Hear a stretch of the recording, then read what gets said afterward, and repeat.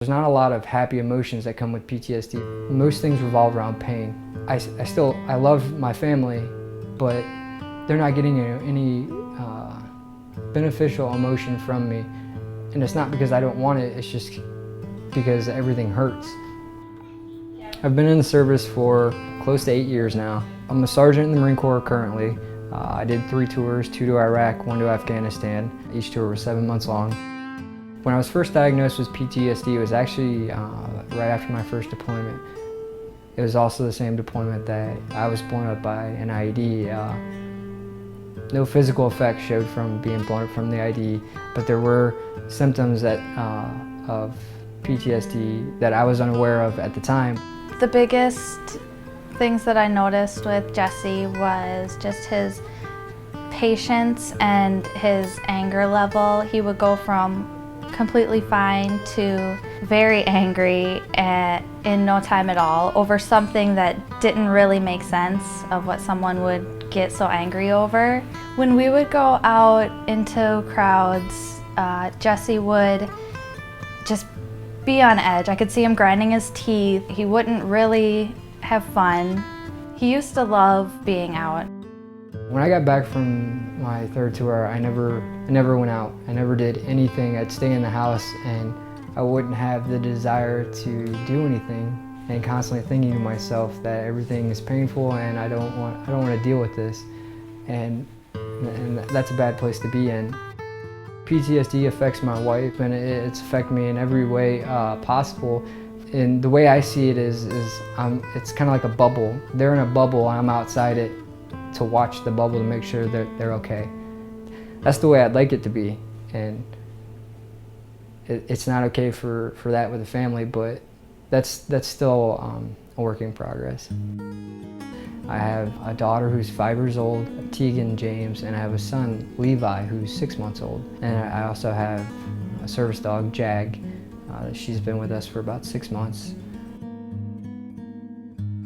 The first time I saw Jag, the service dog that I am now, was when a few weeks when I got to the Wounded Warrior Battalion, Tender Loving Canines brought a few dogs, and Jag was one of them.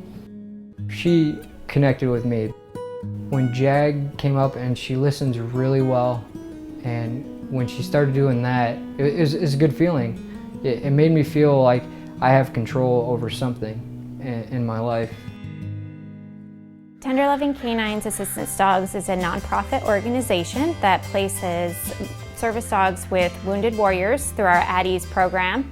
Specifically for Jesse and Jag, Jag has enabled Jesse to leave the house and to want to get out and become a member of society. Jag has helped decrease his symptoms of PTSD, and Jag basically knows how to react to his triggers. So Jag has really opened many doors for Jesse in terms of getting out into the community and helping him live his life to the fullest with the symptoms of PTSD that he has. Our relationship has changed since Jag. We're able to do more as a family now that we have Jag, because before Jag, Jesse never wanted to leave the house.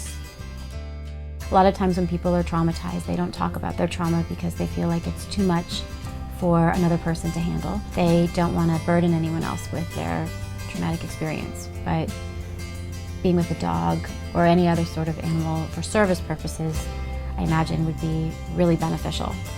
Jag is definitely the bridge between my bubble and my family's bubble. Because of the way Jag takes care of me and the mood that she gives me, it allows me to be calm and to spend more time with my kids. I believe that animals can play a big part in helping you heal mentally, emotionally. It's a constant therapy is what it is, and you don't have to talk to them. You don't have to do anything. You just have to be there for them and let them help you. Jesse and Jag are like best friends. Jag absolutely loves him, and she would do anything just to make him happy. And Jesse absolutely loves her. I absolutely love Jag. I couldn't imagine anything without her.